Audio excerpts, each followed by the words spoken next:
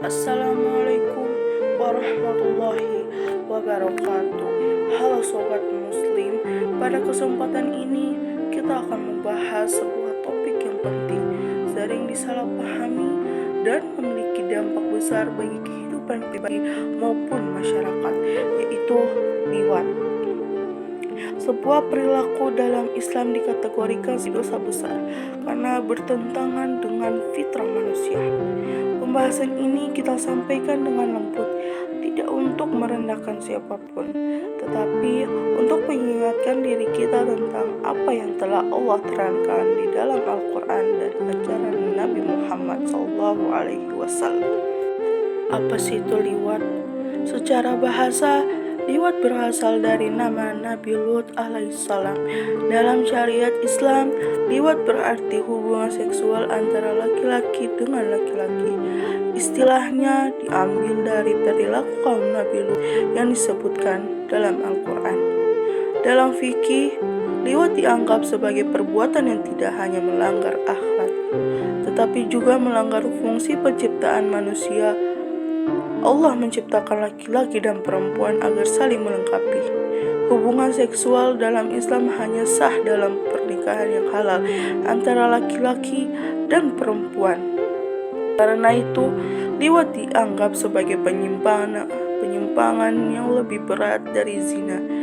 Zina saja sudah diharamkan, apalagi perbuatan yang jauh melampaui batas tersebut. Kisah kaum Nabi Lut adalah contoh nyata tentang bagaimana Allah memperingatkan umat manusia mengenai bahaya perbuatan ini.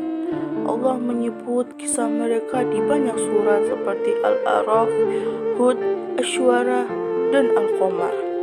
Kaum Lut melakukan perbuatan keji yang belum pernah dilakukan umat sebelum mereka. Mereka tidak hanya melakukan sesama jenis, tetapi melakukannya secara terang-terangan, bahkan menjadikannya budaya. Tidak ada manusia yang tiba-tiba terjerumus dalam perilaku buruk. Ada faktor-faktor yang menjadi jalan masuknya. Yang pertama, yaitu lingkungan pergaulan.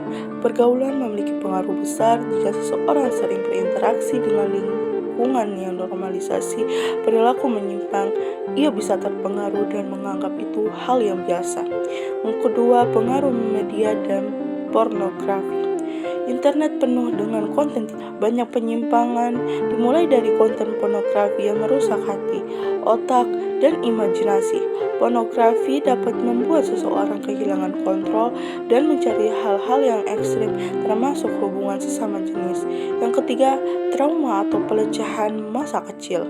Sebagian pelaku pernah mengalami pelecehan seksual waktu kecil yang membuatnya bingung identitas dan orientasi. Trauma itu bisa mempengaruhi perilaku saat dewasa. Yang keempat, hilangnya ketegasan orang tua. Kurangnya pendidikan agama di rumah membuat anak mudah terpapar nilai-nilai yang bertentangan dengan Islam. Yang kelima, hati yang jauh dari iman. Ketika hati tidak dijaga, hawa nafsu akan menguasai. Ini membuat pintu bagi berbagai macam penyimpanan. Allah Maha Pengampun, Allah Maha Penyayang. Tidak ada dosa yang terlalu besar selama seseorang mau kembali kepada Allah dengan sungguh-sungguh, dengan cara akui kesalahan dan menyesalinya. Dampak besar liwat terhadap diri sendiri. Yang pertama, dampak spiritual, yang dimana iman menjadi lemah, sholat terasa berat, hati gelap, jauh dari ketenangan. Dosa-dosa seperti ini dapat menutup pintu hidayah dan membuat seseorang semakin sulit kembali. Yang kedua, dampak psikologis. Banyak pelaku liwat mengalami kecemasan, depresi, rasa tidak bahagia, rasa bersalah yang dalam. Mereka sering merasa kosong meskipun terlihat bahagia di luar.